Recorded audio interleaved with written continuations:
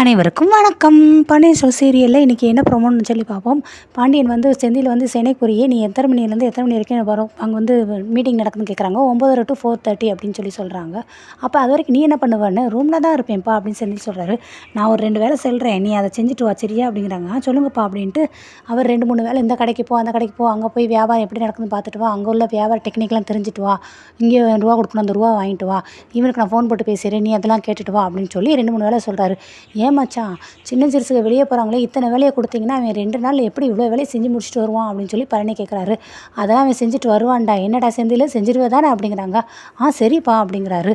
மாப்பிள்ளை இவர் சொல்கிறாருன்னு நினச்சிட்டு நீ அந்த வேலை இந்த வேலைன்னு சொல்லி ரொம்ப ஓவராக திங்க் பண்ணாத, நீயாட்டி ஜாலியாக போய்ட்டு ஜாலியாக என்ஜாய் பண்ணிட்டு வா அப்படின்னு சொல்லி பழனி சொல்கிறாரு.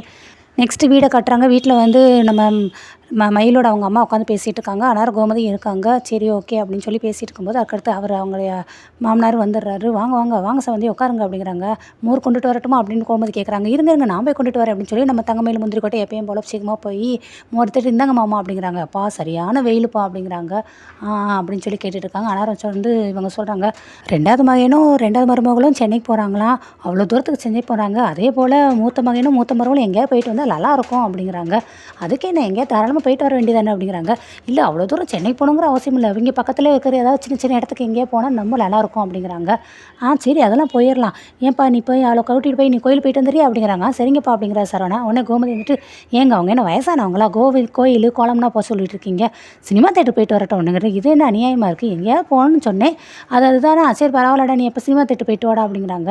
எங்கள் மயில் சினிமா தேட்டருக்குலாம் போனதே கிடையாது, நானும் அங்கே சினிமாவுக்கு போகிறேன்னு சொல்லும்போது நீ கல்யாணமே உங்கள் பிடிச்சனோட சேர்ந்து போ அப்படின்னு சொல்லி அவளை எங்கேயுமே போட மாட்டேன் அப்படின்னு சொல்லி அவங்க அம்மா பயங்கரமாக ரீல் ஓட்டுறாங்க. ஏங்க நீங்கள் இது வரைக்கும் நீங்கள் சினிமா போனதே இல்லையா அப்படின்னு ராஜி கேட்குறாங்க. சின்ன வயசில் சாமி படத்துக்கு போயிருக்கேங்க, அதுக்கப்புறம் போனதே கிடையாதுங்க அப்படின்னு சொல்லி நம்ம தங்கமயிலும் ரீல் ஓட்டுறாங்க. அனாருமே வந்துட்டு இதெல்லாம் ரொம்ப ஓவராக இருக்குது, ரொம்ப அடிக்கிக்கிட்டே போயிட்டே இருக்காங்களே அப்படிங்கிறாங்க.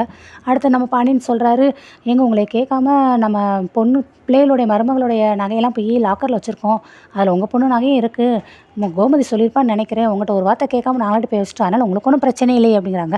சேச்சே அதனால் எங்களுக்கு என்னங்க பிரச்சனை, அதில் ஒன்றும் கிடையாது அப்படிங்கிறாங்க.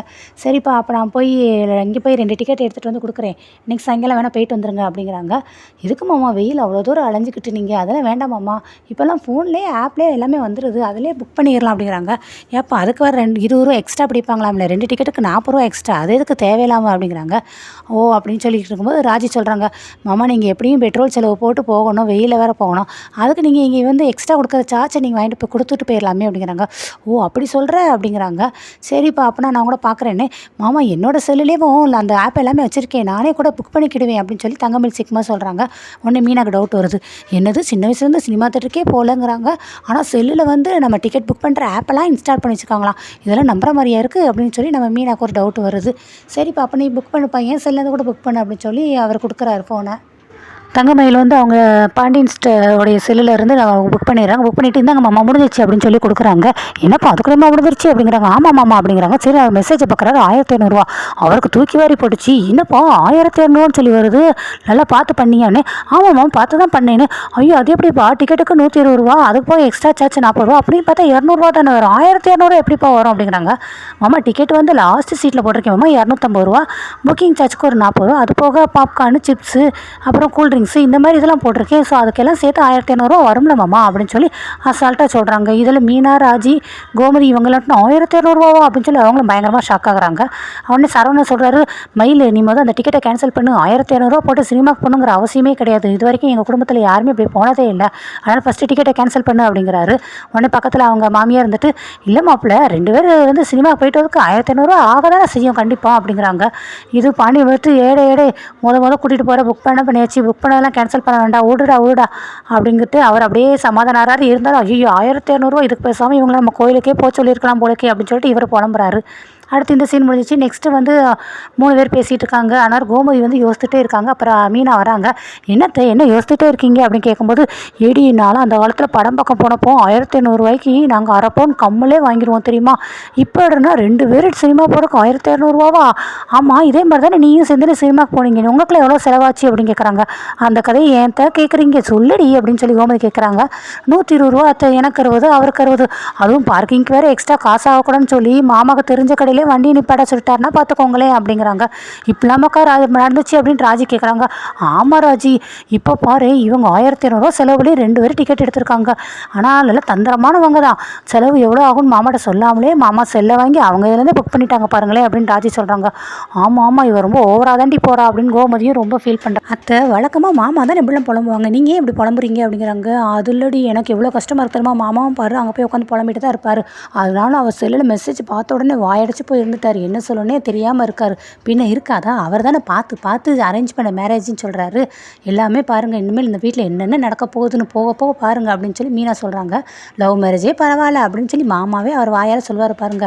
இவங்க இன்னும் எவ்வளோ செலவு இழுத்து வைக்கிறாங்க அப்படின்ட்டு. இருந்தாலும் 1200 ரொம்ப ஓவர் தானே அப்படின்னு சொல்கிறாங்க.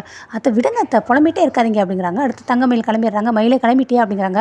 மாமா கிளம்பிட்டேன் மாமா, இந்த சாரியில் இந்த ஃப்ளீட்டை மட்டும் எடுத்து விடுங்களே அப்படின்னு. ஃப்ளீட்டா அப்படின்னா இந்த இருக்க பாருங்கள் சாரியில் இப்படி இப்படி இருக்குல்ல அதான் அப்படின்னு. இது எனக்கு எப்படி எடுத்து விடணும் தெரியாது அப்படின்னு. இந்த இப்படி மேலே ஏற்றி இறக்கமாக இருக்குது, அது ஒன் போல் எடுத்து விடணும் அப்படிங்கிறாங்க. இவர் திருத்தணும் முழிக்கிறாரு. சரி விடுங்க நானே பார்த்துக்கிறேன், அட்லீஸ்ட் இந்த பூவையாவது வச்சு விடுங்களே அப்படின்னு சொல்கிறாங்க. சரின்னு ஒரு பூ வச்சு விட்றாரு. சிரிச்சி மாமாமா ஒரு ஃபோட்டோ மட்டும் எடுத்துக்கிடுவோமே அப்படிங்கிறாங்க. அவர் ஃபோட்டோவில் சிரிங்களே கொஞ்சம் அப்படிங்கிறாங்க. சரி சிரிச்சு ஃபோட்டோ எடுத்துடுறாங்க. மொதல் சினிமாவுக்கு போகிறோம், உங்கள் செல்லை கொடுங்க ஃபோட்டோ எடுப்போம் அப்படிங்கிறாங்க. திருப்பி வேணாலும் ஃபோட்டோ எடுத்துடுறாங்க. அப்போ யோசிச்சுட்டே இருக்காரு. என்ன மாமா யோசிக்கிறீங்கன்னு தங்கமயில் கேட்குறாங்க. இல்லை மயில், இது வரைக்கும் 1200 செலவு பண்ணி நாங்கள் யாருமே இப்படி போனதே கிடையாது. அதனால் இனிமேல் இந்த மாதிரிலாம் வேண்டான்னு மாமா, நானே எங்கள் அக்கா, நானே என் தங்கச்சி, எங்கள் அம்மா அப்பா எல்லோரும் கோயிலுக்கு போவோம், அதுக்கே எங்களுக்கு 1200 செலவாகனா பாருங்களேன் அப்படிங்கிறாங்க. ஓ அப்படியா அப்படிங்கிறாங்க. சரி வேணால் டிக்கெட்டை வேணால் கேன்சல் பண்ணிடுவோம் அப்படின்னு கேட்குறாங்க. இல்லை அதெல்லாம் வேண்டாம், இனிமேல் இந்த மாதிரி செலவு பண்ணாமல் பார்த்துக்கோ அப்படிங்கிறாங்க. சரி மாமா இனிமேல் பண்ண மாட்டேன் அப்படிங்கிறாங்க. அடுத்து வெளியில் வந்துடுறாங்க. அவங்க அத்தையை கூப்பிடுறாங்க. அத்தைன்ட்டு என் அம்மா எங்கெங்கேயோ கோமதி வராங்க. என்னப்பா கிளம்பிட்டியா அப்படிங்கிறாங்க. கிளம்பிட்டேம்மா, போயிட்டு வரேம்மா அப்படிங்கிறேன். அடுத்து மீனா ராஜி இருக்காங்க. அவங்ககிட்ட போயிட்டு வரோம் அப்படிங்கிற. நாங்கள் பணத்துக்கு போயிட்டு வரோம், 9 மணி முடிஞ்சிடும், நாங்கள் 9:30 இங்கே வந்துடுவோம், நீங்கள் வெயிட் பண்ணுங்கள், நாங்கள் வந்ததுக்கப்புறம் நீங்கள் கிளம்புங்க, 10 மணிக்கு தான் உங்களுக்கு பஸ்ஸு அப்படின்னு தங்கமயில் சொல்கிறாங்க. ஏங்க நாங்கள் என்ன ஊரையே கிளப்பி போகிறோம், 2 நாள் தானே, அதெல்லாம் ஒன்றும் பிரச்சனை இல்லை, நான் பார்த்துக்கிறேன், நீங்கள் எங்களுக்காக ஒன்றும் அவசரப்பட்டு வர வேண்டாம், நீங்கள் பார்த்து மெதுவாக வாங்க சரிங்களா அப்படிங்கிறாங்க. சரி நாங்கள் போய்ட்டு போயிடுறாங்க.